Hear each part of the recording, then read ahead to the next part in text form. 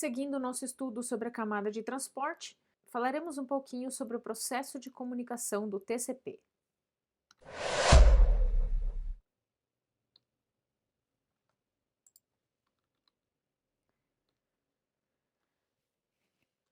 O processo de comunicação de qualquer servidor TCP ou UDP, ele vai iniciar com a atribuição de uma porta a uma determinada aplicação. E essa porta ela está associada ao protocolo, no nosso caso aqui, o TCP. Então, o servidor ele não pode ter dois serviços atribuídos. Então, um servidor não pode ter dois serviços atribuídos ao mesmo número de porta dentro do mesmo serviço na camada de transporte. Então, isso é importante. Quando a gente tem uma aplicação em nível de sistema operacional, tudo vira processo, né? Então, quando você começa a executar uma aplicação, ela vai virar um processo.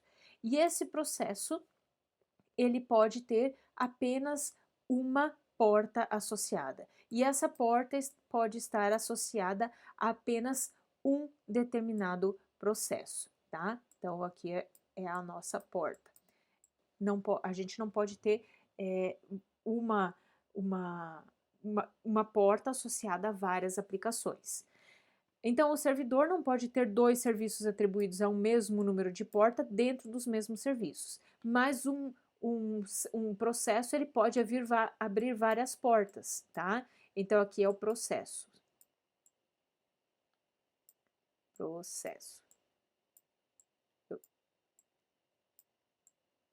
Aqui a gente pode ter um processo com N portas, mas uma porta pode estar associada apenas a um processo. O aplicativo do servidor ativo, atribuído a uma porta específica, é considerada aberta. Quando a gente fez o netstat no vídeo anterior, nós vimos que a gente tinha o estado da comunicação ativa. Quando a aplicação sobe, então o sistema operacional atribui essa porta e se o processo está executando, essa porta é considerada aberta. O que significa que a camada de transporte começa a aceitar e processar segmentos que chegam na placa de rede e são destinadas a esta determinada porta. Qualquer solicitação cliente que chegue endereçada ao socket correto é aceita e os dados são transmitidos à aplicação do servidor. Então, aqui a gente tem um exemplo do que acontece. Nós temos, quando um cliente ele estabelece uma comunicação, ele vai subir uma mensagem, vai subir um processo aqui no cliente, esse processo vai ser associado a uma determinada porta e vai mandar uma mensagem a um servidor. A porta do servidor aqui vai ser a porta 80, a porta no cliente vai ser 49.152, no caso desse cliente. Aqui a gente tem um cliente 2 e esse cliente 2, ele não precisa necessariamente ser outra máquina. Eu posso ter vários clientes dentro da máquina cliente. Eu posso subir aqui um outro processo numa outra porta, 49.153, destinada a uma porta 80, a uma comunicação na porta 80 em qualquer servidor na internet, tá? Isso dentro da mesma máquina. Aqui nesse servidor, ele tem dois serviços rodando, um na porta 80 e um na porta 25. Então, a porta 80, nesse exemplo, está se comunicando com esse cliente, a porta 25, nesse exemplo, estava se comunicando com o cliente 2. E como que ele consegue gerenciar as comunicações? Por causa desta porta aqui, tá? Que é a porta que está associada ao cliente. Então, aqui a gente tem a resposta do servidor usando uma porta de destino e a requisição como porta de origem, né? A gente viu lá se a gente observar no Wireshark, daqui a pouquinho eu vou abrir o Wireshark novamente, a gente vai observar, a gente tem esses processos porta de origem e destino, eles alternando dependendo da direção da comunicação. Então, a requisição que vai do cliente-servidor e a resposta que vem do servidor para o cliente. Mas a gente já vai discutir isso. Antes, vamos discutir um pouquinho sobre o processo de estabelecimento da comunicação. Então, o estabelecimento da comunicação é o primeiro passo do TCP. Tá? A porta foi atribuída à aplicação, a aplicação subiu, tinha um socket implementado, a porta foi aberta, o sistema operacional associou, então vai entregar todas as mensagens que chegarem a essa porta para esta aplicação. O que vai acontecer dentro do TCP? Primeira coisa, estabelecer a comunicação. Então, nós temos 2 hosts comunicantes, não importa se é cliente, se é servidor, nós temos 2 hosts comunicantes, o host A e o host B. O A, no primeiro momento, ele vai mandar um segmento com a flag SYN, e essa flag, ela vai ter, por exemplo, um número de sequência, o sinalizador SYN marcado, então lá nas flags tem o SYN, e esse SYN vai estar marcado, e ele vai encaminhar para o servidor B. Esse aqui é o equivalente a gente dizer, a uma ligação telefônica. Vou fazer uma ligação telefônica para minha tia do Acre, já falei dela em vídeos anteriores. Então, eu disquei para minha tia no Acre e eu vou esperar a minha comunicação acontecer. Quando a minha tia receber a ligação, essa tia ela vai processar esse SYN e ela vai devolver um AC, tá? Então, a tia tirou o telefone do gancho, o que eu vou fazer? Eu vou dizer alô, é o que se espera em uma comunicação telefônica. Quando eu disser alô, eu vou mandar o meu SYN para minha tia, que é a minha tia do Acre, tá? A tia ouviu esse SYN, o que ela vai fazer? Ela vai responder com um alô. O alô dela é um AC, é uma resposta à minha requisição. No processo de comunicação do TCP, esse processo se chama three-way, nossa, o 3 ficou horrível, se chama three-way handshake. A letra fica horrorosa. Esse three-way handshake, que é o aperto de mão em 3 vias, ele acontece assim, a primeira via é essa aqui, em que o host A vai mandar uma mensagem, vai mandar o SYN para o host B responde com um SYN, porque ele vai estabelecer a comunicação, e um ACK dizendo que esta comunicação, esta via da comunicação está aberta, ele está ok, ele está reconhecendo e estabelecendo a comunicação de chegada, tá? Na direção A para B. E aqui esse SYN, ele está querendo estabelecer a comunicação na direção B para A, tá? Então, a gente tem um SYN-ACK chegando. Então, as duas flags, tanto a de SYN quanto a de ACK, elas precisam estar ativas. E aqui a gente tem um número de sequência, então o ACK vai estar ativo e o SYN vai estar ativo também. E aí, neste caso aqui, ele vai encaminhar, uma vez que eu recebi o ACK, eu vou devolver, uma vez que eu recebi o SYN, né, do host B, eu vou devolver um ACK para esse SYN que eu recebi do host B.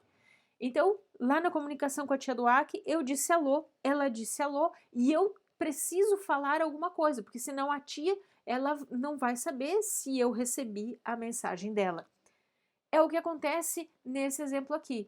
Então, na comunicação, por que a gente usa three-way handshake? A gente usa three-way handshake porque no processo de comunicação, alguma dessas partes pode ser perdida. Então, eu posso mandar o SYN e esse SYN pode ser perdido. Como eu vou saber se esse SYN foi perdido? Eu vou saber porque eu não recebi o ACK. Então, eu vou mandar um SYN de novo, tá? Ou eu vou mandar o SYN até eu receber o ACK ou até estourar o limite pré-configurado. Ok, o host B, ele recebeu o SYN, ele vai devolver um ACK. Só que pode acontecer de, no meio do processo de comunicação, esse ACK ser perdido. Então, como que ele sabe que o outro lado recebeu o ACK? Ele não sabe. Ele vai saber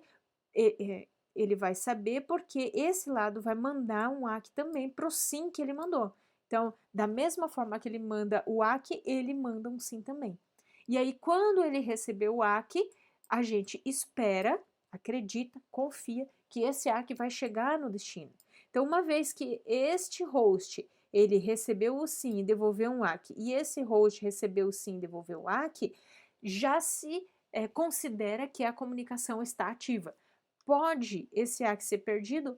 Pode o ACK ser perdido, sim, tá? Mas esse aqui já está esperando mensagens do host A, porque esta via já está aberta.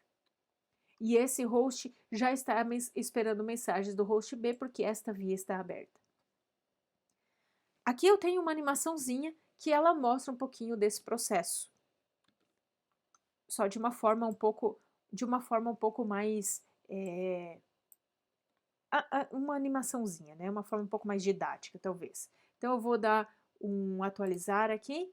Então o cliente, ele vai mandar um sim para o servidor vai devolver um sim ACK e o cliente vai devolver um ACK. Olha só, que bonitinho. Vamos dar uma olhada no Wireshark. Aqui a gente tem uma comunicação do Wireshark, né? Então vou dar um pause aqui. E nós temos aqui algumas mensagens. Com as flags ativas, olha só. Então aqui a gente tem o sim, por exemplo, ó, o sim que foi do meu servidor para o servidor remoto. O que a gente tem aqui? Essa flag, olha só, a gente não tem payload, a gente só tem um cabeçalho que foi encaminhado, né? Então, não tem nada no payload de dados. Então, a gente mandou um cabeçalho porque eu preciso estabelecer a conexão. Então, porta de origem, porta de destino, número de sequência, 0.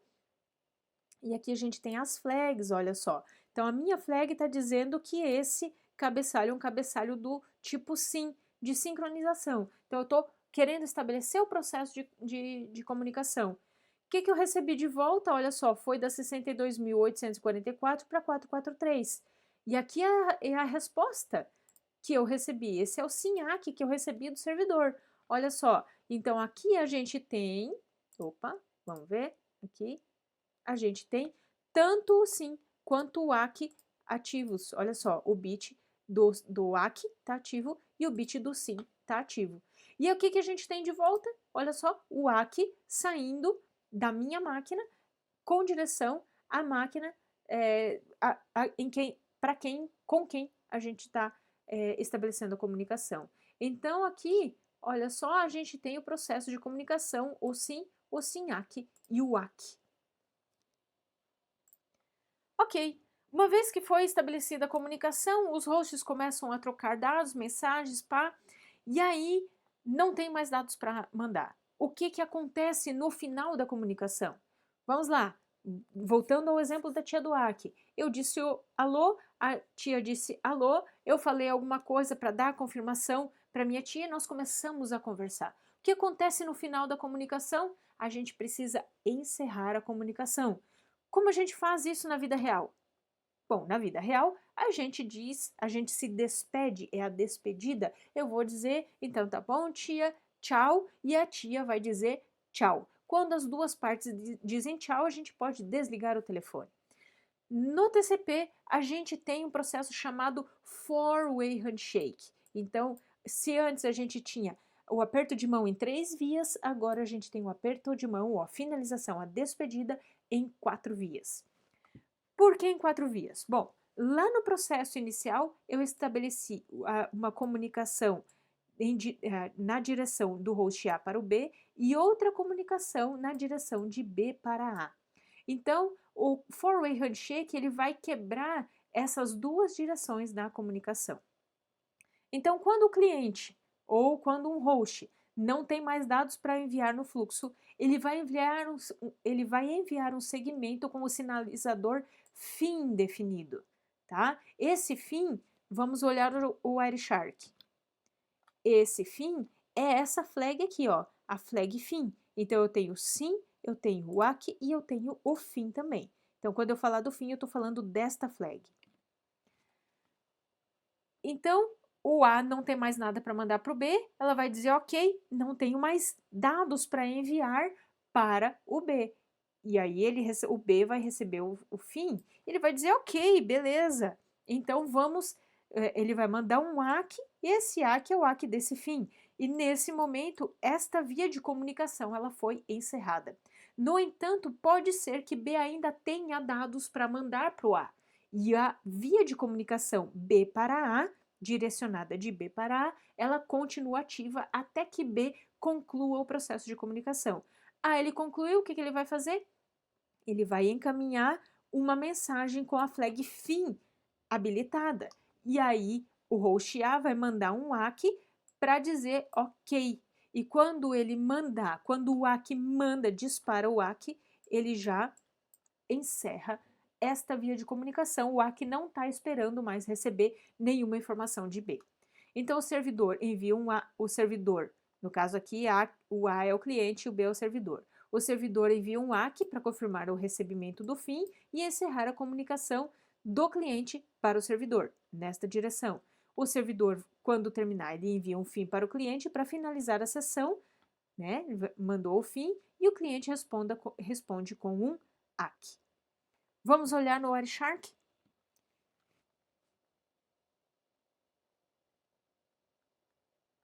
Aqui no Wireshark, olha só, a gente tem uma comunicação com a flag FIN ativa. Olha só, a gente tem um FIN e eu tenho um ACK também. Então, ele está mandando um ACK para alguma mensagem dos segmentos que ele recebeu e ele vai mandar um FIN dizendo, ó, eu estou finalizando essa comunicação. E aí ele vai receber um FIN e um ACK da outra ponta e esse ACK é desse FIN e este FIN é fechando a comunicação na direção do servidor para o cliente. E olha só, ele recebeu um ACK do outro lado da comunicação. Então, aqui a gente tem o four-way handshake, tá? Então, FIN ACK, ACK e FIN aqui. FIN ACK, FIN ACK e ACK. Aqui nós temos os four-way handshake. Ah, foi só em 3 mensagens, tudo bem. Mas a flag do ACK é para o primeiro FIN e a flag do FIN é para o segundo, segundo FIN e depois o ACK é do segundo FIN. Né? Então, essas são as funções do handshake em 3 vias. Então, estabelecer a comunicação, ele vai dizer que o dispositivo de destino está presente na rede, está ativo e está aceitando comunicações. Verifica se o destino possui um serviço ativo, se está aceitando solicitações no número da porta de destino, tá? E informa ao dispositivo de destino que o cliente de origem pretende estabelecer uma comunicação. Então, por isso, a gente tem o envio dos SYN e dos ACK. Após a conclusão da comunicação, as sessões são fechadas e a conexão é encerrada. Os mecanismos de sessão ativam a função de confiabilidade e a confiabilidade a gente vai ver nos próximos vídeos. O que a gente tem, então, lá naquele conjunto de flags, que são os bits de controle, que são esta parte aqui do cabeçalho? Nós temos a flag urgente, que é um indicador de urgência, a flag ACK, que diz que este cabeçalho contém um ACK para alguma coisa, push, que é a função push, reset para redefinir, para reiniciar o processo de comunicação, porque aconteceu alguma coisa, estourou o tempo, então é preciso reiniciar. Existem alguns ataques de segurança que usam essas flags aqui para sobrecarregar um determinado hospedeiro, tá? Então a gente tem a SYN, que é para sincronizar números de sequência, tá? E a flag FIN, dizendo que não tem mais dados, então a gente pode encerrar a comunicação. Esse é o processo inicial da comunicação do TCP. Então, nesse vídeo, nós falamos sobre o three-way handshake e o four-way handshake, que são os processos iniciais da comunicação do TCP.